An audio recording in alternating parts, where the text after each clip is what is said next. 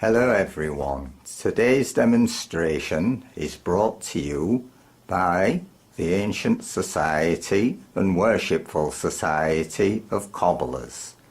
This particular machine is a K29 Singer sewing machine, but it has gas illumination. I think it's the only one of its kind.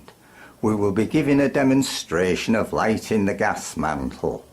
I shall just get a little closer.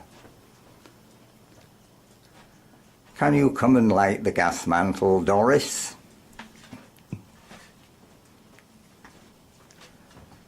As you can see, Doris is wearing the appropriate dress, a top hat, dicky bow tie and monocle.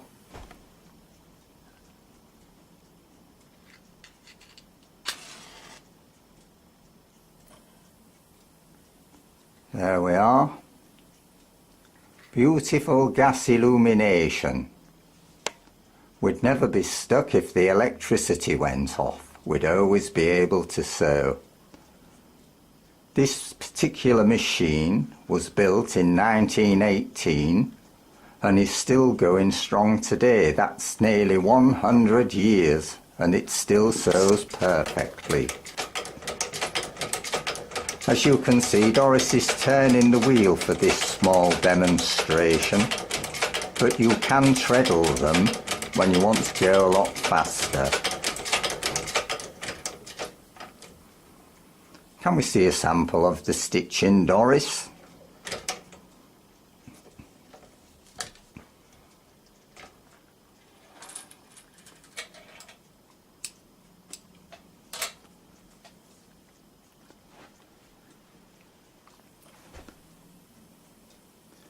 Yes, jolly good. And this machine will sew in any direction. You can sew squares, ovals, circles, any way you want. Let's have another demonstration of lighting the gas mantle, Doris. I rather enjoy it.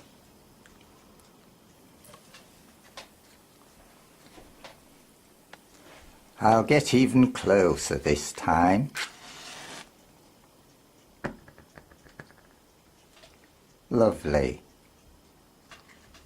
What a lovely gentle light it gives. And of course it swivels, so that you can get the right direction of light on whatever you're sewing. I believe this is the only machine of its kind. Must be worth a few Bob? No, not a few bob, it'd be a few £100.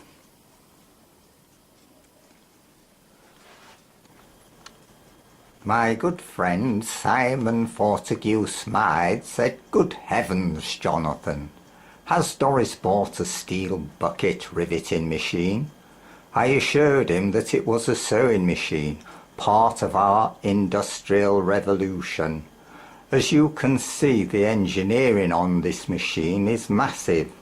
You could use that wheel there on any kind of ship you wanted as a steam valve. It wouldn't be out of place on the Queen Mary. These particular machines were built from 1850 until 1960, and then they ceased production. And they are still being used today. I have seen pictures on YouTube of people using these machines and they're dated from 1880. There is a serial number on them and you can check them out and find out exactly when the machines were made. Can you imagine anything that is built today lasting for 100 years or more and still doing exactly what it was supposed to? This particular machine would survive a war, a tsunami, a volcano, an earthquake, and it would still go. We keep it in the living room because it is such a nice piece of furniture to look at. Industrial furniture, I might say, but still extremely nice. Right, I think we'll play out with a small piece of music by our good friend Mr. Martin of Leeds.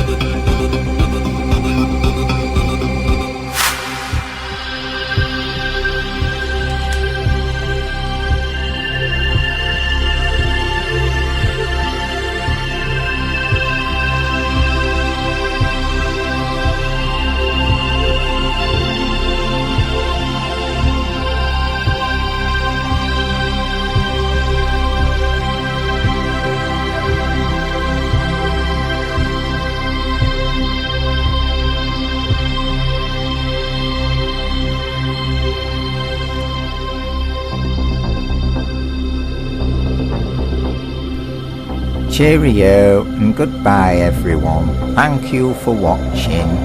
Goodbye.